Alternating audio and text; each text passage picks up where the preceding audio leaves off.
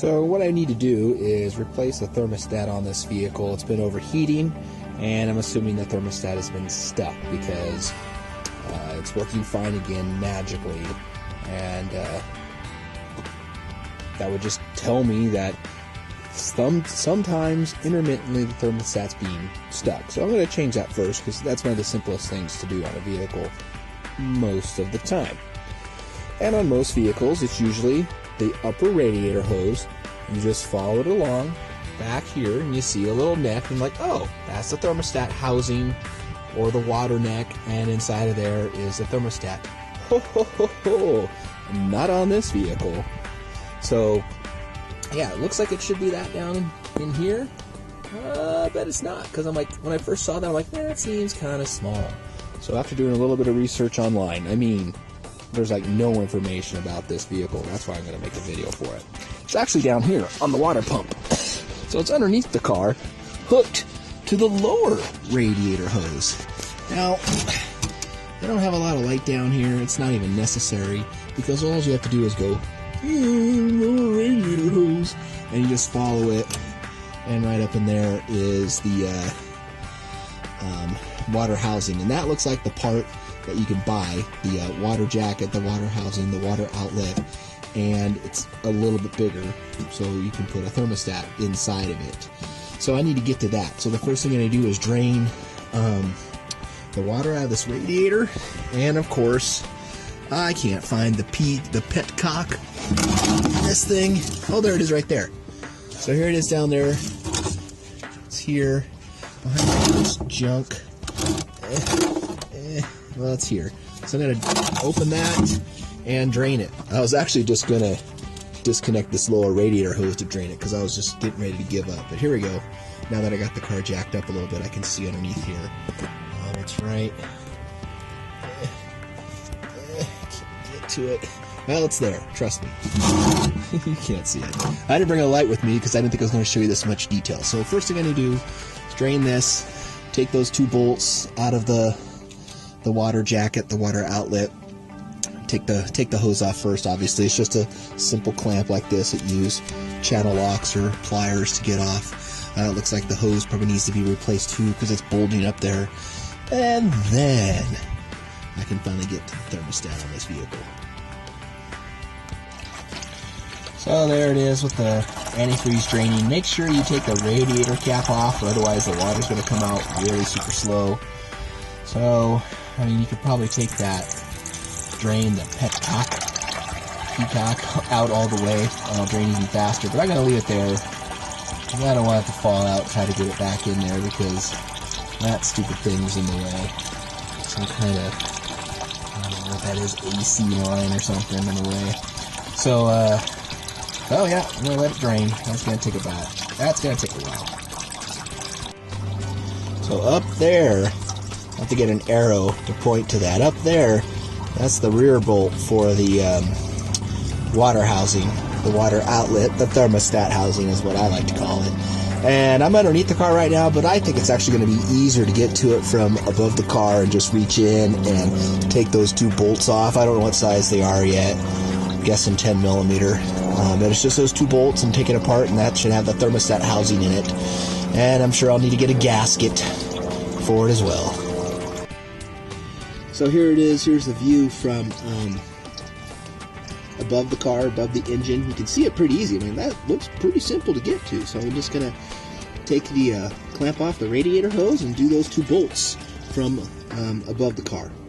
So that should have the thermostat housing inside of it right there. And this is on the passenger side of the vehicle if you're in the US, or it's going to be on the right side of the motor. So actually, for ease of access, so I can get my left hand in there to get to those bolts a lot easier, I'm going to untake this out. This is the air intake. So the first thing I'm going to do to get this air intake hose out of the way is 4 screws. 1, 2, 3, 4, holding this thing on.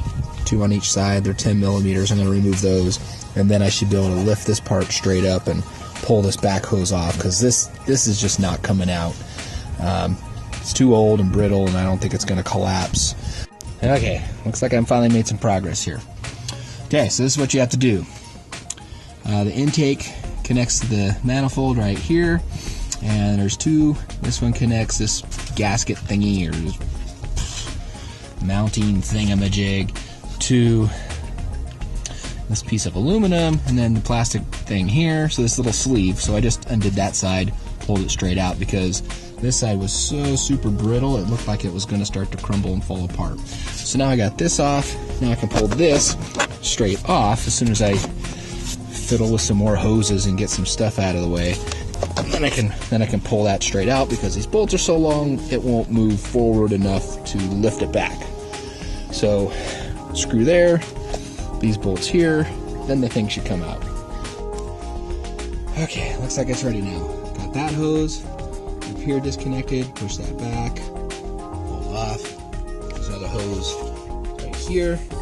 I disconnected it from the block because it's a solid piece of metal, so it's much easier to pull the hose off of that in case this little stupid thing broke, but it looks like it's made out of metal, that elbow, so it probably wouldn't have broken.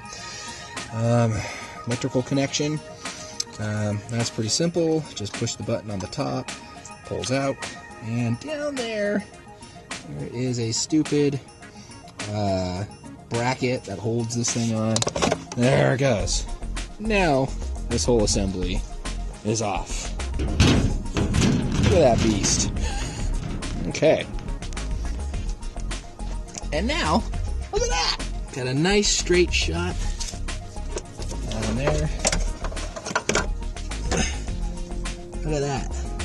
Easy peasy lemon squeezy. So that should just pop right off. So I'm going to get the hose clamp off and then pull that out of there. So this is how my day is going. That hose is so swollen that I can't get the clamp past the area that's swollen. So I'm just going to go ahead and loosen the bolts and pull the water housing off, the thermostat housing. So, got the bolts loosened. So I was literally just thinking, before I started getting in here and wrenching, I'm like, I should probably disconnect the battery because I'm so close to the alternator. Wasn't thinking about it, and I'm like, yeah, I'll be fine. But look, oh, on this thing, of course, that's the positive lead coming straight off the battery. That's exposed, the little boot's gone. And as I was taking the bolt out, of course, my wrench touched that and sparked and scared the crap out of me. So make sure you disconnect the battery. So mine's disconnected now.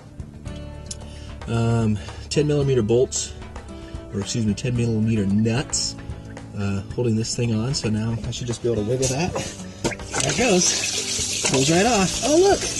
And there's a thermostat. Oh, good. And, of course, antifreeze going all over the place. So one thing I'm noticing about this is someone went bananas and put a bunch of goo on it, some kind of a sealant, which I'm pretty sure you're not supposed to do. I'm pretty sure these things go on dry.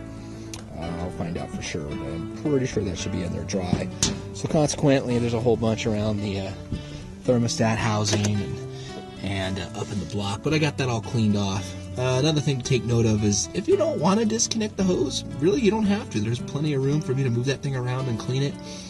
So I suppose that part is optional. So if you want to leave the hose connected, there is plenty of room to leave that bad boy connected. So I've got it, the surface is cleaned, used a putty knife to clean those off, and now I'm going to put the new thermostat in and fill up the antifreeze, and make sure you close that drain plug on the bottom of the radiator. Okay. Here we are with the thermostat installed. Notice it goes, the big fatty end goes inside the motor. Make sure your thermostat housing is clean. Don't try to jam that thing in there because that's actually in there pretty darn tight. And also, I put a tiny bit of grease around the outside of it so it can snap in there pretty well, and I spun it just a teeny tiny bit. So clean that inside out, make sure the outside part is nice and smooth, and like I said, I'm just going to put this thing in dry. I'm going to put it back in, put the bolts on, or put this on the bolts and tighten down the nuts, and it doesn't take a lot of torque. I believe the torque spec was around 80. inch pounds, not foot pounds, inch pounds. So that's a teeny tiny amount because this thing's made out of aluminum. Don't put a lot of torque on it. It's you know, in foot pounds. Divide that by, what is it, 16 or whatever that you need to divide that by to figure out what that would be. But it's not a lot. So I'm just going to make it snug and even on both sides and start putting the coolant back in. So there she is, put back together. One tip that you probably should think about as you're removing it is put something over the alternator, like a bag or a garbage bag or shopping bag, something, because I wasn't expecting that much coolant to come out when I pulled off the thermostat housing. It basically splashed all over the place. I mean, you saw that happening. So I would cover up the alternator with like a shopping bag or something to keep any of that coolant from spilling all over it, like what happened to me. Okay, so then I just got to put this back in and start it and see what happens.